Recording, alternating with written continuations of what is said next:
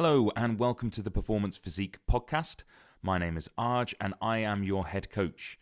This podcast is all about helping you with your running, your nutrition and your training.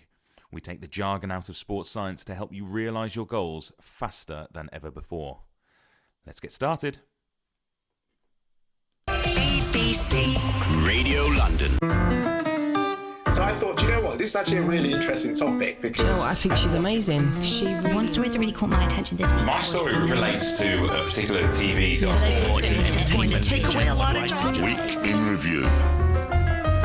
And a little bit later than usual, it's time for us to head to Week in Review. My heartfelt thanks to my guests who have been waiting to come live on the show. This is the segment of the show that I thoroughly enjoy on a Thursday afternoon, I must say, where I'm joined live in the studio with two Londoners. We discuss their stories of the week and we really hash it out on air. By the end, we're still friends, I will say that.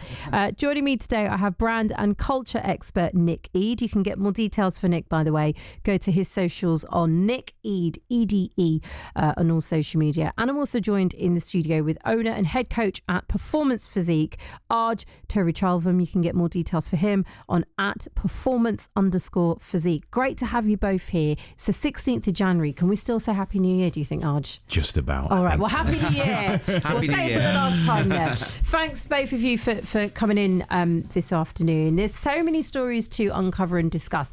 January is quite an important month, isn't it, Nick? Because a lot of people, they take this as an opportunity to detox, whether it's to do with their health, whether they've had a busy period of time over Christmas. And the first story we wanted to talk about was a personal one for you. So go ahead, share your thoughts. Well, the thing is, Shay, it's New Year, New You, and I've decided to do the London Marathon this year. Congratulations. Oh, wow. So that's why I need you here, definitely. But one of the things I did think about was that I have been sober curious for quite a while. And I think, when I was younger, there was no kind of alternative to drink. It was nothing good to drink. But now there's so many different alternatives to alcohol, and people are becoming more and more used to not drinking so much. There's 2.6 million fewer adults are drinking alcohol. Wow. And they're saying, though, that alcoholic beverages, though, will make around about $1.9 trillion dollars by 2029. So it shows that actual market is increasing. Now, there are brilliant brands out there like Wild Idols out there. You've probably seen Tom Holland's got one called Barrow Beer. Yep. You've got people like Peroni. So it means that there's more. It doesn't feel like I'm embarrassed because I found, Shay, that when I went out and told people I'm not drinking, I felt like people were looking at me or judging me. And actually, I found myself sometimes judging people like, oh, you're not so fun, or you're not going to be the life and the soul. And I think now it feels much more acceptable, and New Year, New You is about actually going, no, I'm not going to drink for a while. It's interesting this. I haven't drank alcohol since I was 19, so a long time. And you've hit the nail on the head. Whenever I go out, when I say to my mates, let's go for drinks, they already know. Even if I'm in a bar, I'll ask for a cup of tea. And they always look at me really odd. But a lot of people, what I found over the years and decades is it's the drinkers who find it really awkward. Yes. I'm absolutely fine. Yeah. I'm like, let's happy days. Let's have a great afternoon. Let's go out. If we're going out in the evening, let's party hard. I just will remember the next day and you probably won't. Which is why I'm always designated driver, which I've been totally fine with. But what I have seen a shift in the last 3 years, which has been a game changer, is now I can actually buy something more than either orange juice or a fizzy drink over the bar. And that, it's like that there's no judgment. If you don't want to drink, that's fine. I mean, what's your thoughts on this, Arj? There's a real cultural shift here in London. Yeah, well, around alcohol. We were actually speaking off air just before this. Over the last couple of years, I've become a little bit of a connoisseur for alcohol-free beers. Okay. I'm not going to lie, I have pretty much a fully stocked bar at home, but on the top shelf, we have a range of non-alcoholic beers, and I've been working my way through the different brands. I think, we've seen in perhaps the next generation, drinking is less of an enticement for them, really. Yeah. And if you feel more comfortable being able to hold something which looks maybe more familiar to a bar drink as opposed to the cup of tea, for example, and that makes you feel more comfortable in that environment, then fantastic. It is really cool, and I do love the choices that are available now. But then with regards to that, because obviously one of the reasons some people give up alcohol is because of the sugar content. Yes. So are these alternatives just as bad, or are there ones that it's still a beverage, it's a drink. So if you're having it to be healthy, I suspect it's the wrong drink. I might go for the tea option then. Yeah, do you know what I mean? But It does vary. yes, I can jump does in it on that vary? one, Go Shay. on, Yeah, please. there's some of the alcohol-free beers. They're around 64, 65 calories in a beer, which is Okay. about the third of a normal Okay.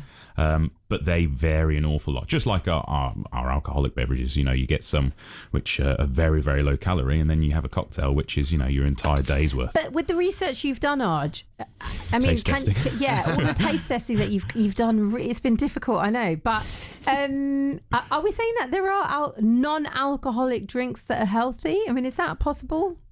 Let's not confuse the word or the context with it being healthy or just healthier. Or less healthier. No hangover. So they're healthier than having an alcoholic beverage, but they're not a healthy drink, is what I'm trying to say. Exactly, yeah. I mean, that makes sense. Have you tried some of these non-alcoholic drinks? What are your thoughts on them, Nick? I think they're fantastic. You know, Really? before they weren't particularly good. Yeah. But now there's one called Wild Idol, which does taste like champagne. Really? Kylie Minogue has it's fantastic. Kylie Minogue has a 0% one as well as sparkling, and they do taste really good. And because Amazing. you feel that you're having it, it feels like you're part of the occasion. Yeah. You don't feel left out, and that's what I like. Can I tell you something that's always irked me, right? Whenever my husband, Sonny and I go out for dinner, and it kind of happens now still, but not as much as maybe a couple of years ago. You know, when you go out for dinner and the waiter will come over to you and they say, we'll give you the wine list.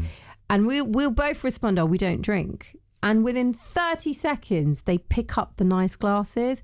And I am that punter who has turned around and said, no, what do you mean? Yeah. I still like to drink out of a nice glass. I can have my non-alcoholic drink, or even if it's water, I want it in a nice glass, whether it's a wine glass. And some waiters have looked at me like, well, but no, it's for wine. So what do you mean it's for wine? Absolutely. That's always irked me that, oh, well, if you're not drinking alcohol, you can just have the bog standard glass then that you might have in your kitchen cupboard at home. Well, I'm out for dinner. I want to enjoy the whole experience. That's something that I think a lot of people feel as well, don't they? Totally. That's an exact experience that my wife and I had.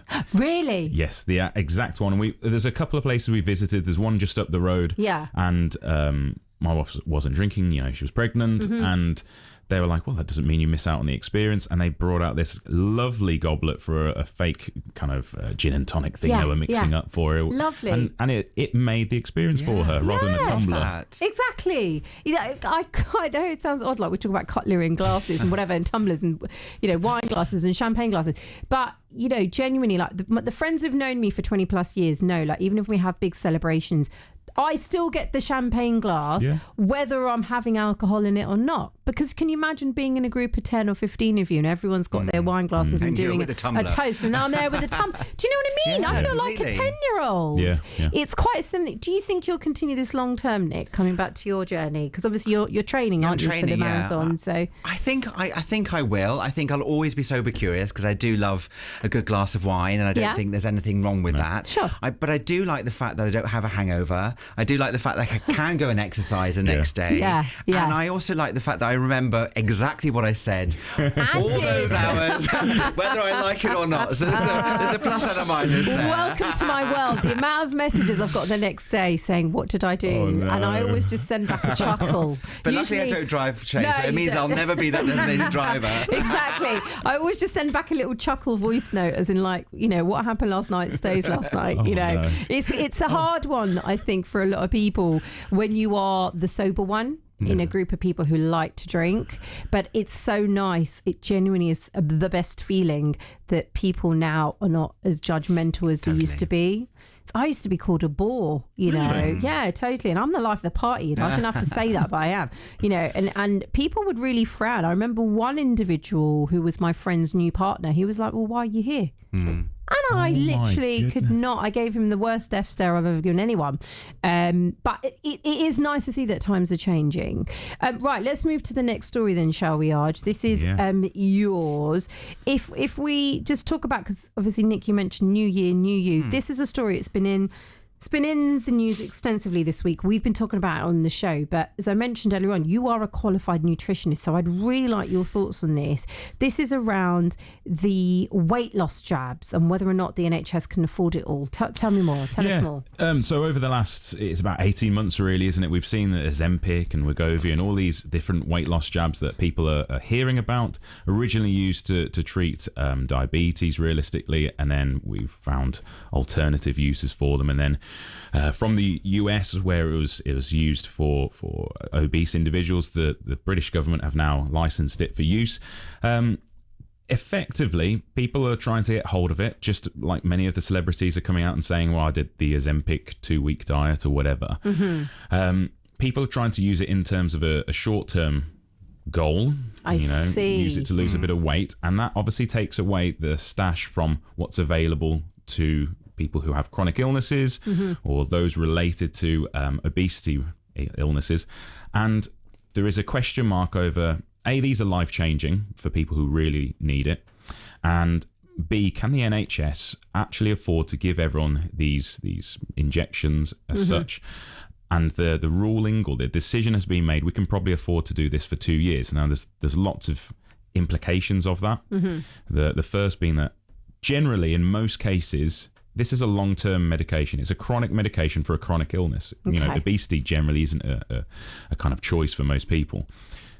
Taking something for 2 years and then stopping would be exactly the same as taking your blood pressure medication for 2 years and then saying... that's it. Exactly. So does that mean then if you are, at least via the NHS, and you have this chronic illness, if you are obese and, the NHS says, yes, we can prescribe you this weight loss jab, that you would essentially then be on this weight loss jab for the rest of your life? Is that what we're saying here? Well, each primary care trust has their own decision over how they allocate their uses. The general thing is if you have a health implication and are obese, where you have a BMI over 35, I think it is, then you qualify for it. The thing is that if you have it for those 2 years, there is quite a high chance that after those 2 years and you get removed from the injectable, which you would theoretically need in most cases, you'll start to regain weight. I see. So what's your thoughts as a nutritionist? People who are not obese and are thinking, oh, this will be a good short-term fix. It's not a magic drug is what you're saying, essentially. It has to go in line with lifestyle changes. Right. And although it is incredibly effective, all medications are effective, that's why they exist. I think you just need to think of your fellow people in your town, etc., who need it for their health condition. You're taking away from an incredibly limited stash for someone who might actually need it. For example, a lot of people who are issued or prescribed it are waiting surgery. I see. They can't have the surgery at their current body weight because it is obviously risky. Therefore, they're put on this medication so they can have then the surgery, which has nothing to do with whatever they're being prescribed, Wegovy or semaglutide, whichever it is, the drug for. And that's not really very fair, in my opinion. What's your thoughts, Nick? Well, as you know, Shay, I know lots of celebrities. I know lots of people who walk the red carpet and they do use it and they do use Mounjaro, etc. And a lot of them obviously feel better and look better and I think they get it privately. So I don't, but I want to ask you, like that pool of those drugs, is it that this could dry up? There's not enough people surely there's the demand for it. You want to make more, but you can't do that. There's both ends of the spectrum here. Okay. There's manufacturing delays and how it's a new drug effectively. Okay. Or these are a new batch of drugs. One of the brands is trying to put it in vials to make it more accessible to everyone. But there is also the factor that for the NHS, for example, they estimate they would go bankrupt if they actually prescribed it to everyone who would qualify, and they would go bankrupt rather imminently. Right. The counter argument to that, though, is that obesity in the last couple of years has cost £11 billion a year. Right. So surely if that's reducing because people are taking it and they're losing weight. And they're not needing, for example, the type 2, drugs, their insulin, the type 2 diabetes drugs or whatever. Related illnesses is so huge. Right. The people I know who've taken it have benefited in a really big way with regards to, I've got friends who are quite obese and they've taken it from a medical point of view and it's changed their lives. Yeah. Really? And like you say, what's so great about it is that they reduce that much weight that they can then have the operations which will help them with their hips, etc. So I think there's a massive plus point there, but I completely agree. Like, it's going to cripple the NHS. The NHS is nearly crippled in itself already. It's a huge conversation. I know we're going to be talking about this throughout the year, but let's go to our final story, shall we? Which it's been an interesting one, this, Nick, which you wanted to put onto the agenda. It's around a Hollywood star. Most of us know him as Brad or Brad Pitt. What's going on here? An AI. This is just the craziest story I've ever heard in my life. That this woman received a message from apparently Brad Pitt's mother to say that Brad had been watching her and really liked her and thought that maybe they should meet up. Right. And this woman then says, yes, I'd love to have a relationship or chat to this guy. And then suddenly starts chatting on social media with, she thinks it's Brad Pitt, but actually it's not. You know, it's an AI version of Brad Pitt, who at the time was in hospital. And these are terrible images. Which They are, aren't they? Yeah. I mean, they really are kind of like Shocking. collages Yeah. that you do when you were 50, well, 5 probably. But what was happening was, the reason is that she lost around about, I think it was like £700,000 or something, because he was saying to her, I'm going to buy you a beautiful bag, but unfortunately I really need you to pay the customs for it to be sent to you. So there was maybe £9,000. So she was losing all this money, never receiving the bags, never receiving the presents, but thinking that she was in a relationship with one of the biggest stars in the world. Now, anybody could have gone online and had a look and seen that is not Brad Pitt, but it's just crazy that we've got to this stage where people actually believe it. And remember, this person who's scammed her has probably gone out to hundreds and hundreds of people waiting for one person to bite. That's and somebody it. has. It's really harrowing, isn't it? The use of when, especially the use of AI, it negatively impacts somebody, and scams are just on the rise, Arj. Yeah, I think it's the case where desperation and people are a little bit vulnerable in that moment. They will fall for something which typically in a better part of their life they probably wouldn't have. It does seem unbelievable that, having seen the images, that someone would fall The for image, that. and wouldn't you ask someone, even if you thought it was the case, or wouldn't you? Okay, if you genuinely believed, I'm dating Brad Pitt online now, at some point, would you not tell a friend? Exactly. Do you know what I mean? Like, Yeah. oh, look at these photos that Brad sent me. Exactly. Brad's in hospital again. And then you could maybe Google and see, is Brad Pitt in hospital? in No, he's hospital. And not. does He's- Brad Pitt need a kidney transplant?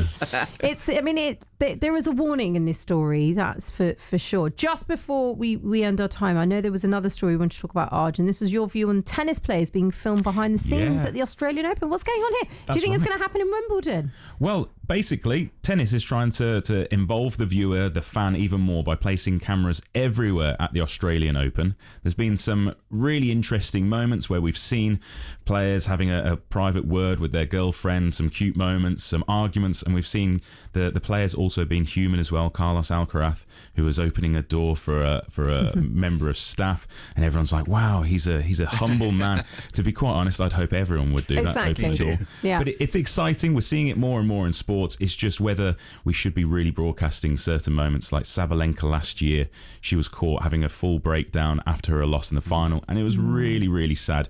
I think it's something to look out for in all sports. I don't think Wimbledon will adopt it just yet. I think they're too traditionalist, but some will say that's actually right, and that's how you kind of protect your sport and fundamentally your sportsmen and women. Agreed. You know, that is the key element there. Arj and Nick, time is against us. You'll be coming back in a couple of weeks, of course, to do our full week in review. Thank you, both of you, for being so very generous with your time. People can find you on Nick Ede, can't they, Nick? Yes, they can. That's Nick EDE, and then it's also performance_physique, Arj, for all details. Thanks for having us. Pleasure having you both here. Good to Thanks see for you. joining me. Enjoy the biscuits. Thank you very much for listening to the Performance Physique podcast. Don't forget, you can find us on Instagram. It's at performance_physique. You can find us on Facebook, Performance Physique, or if you just head to performancephysique.co.uk, and we'll do our very best to help you. It will mean the world to me, though, if you can share this podcast with one friend this week. Right, for now, take care.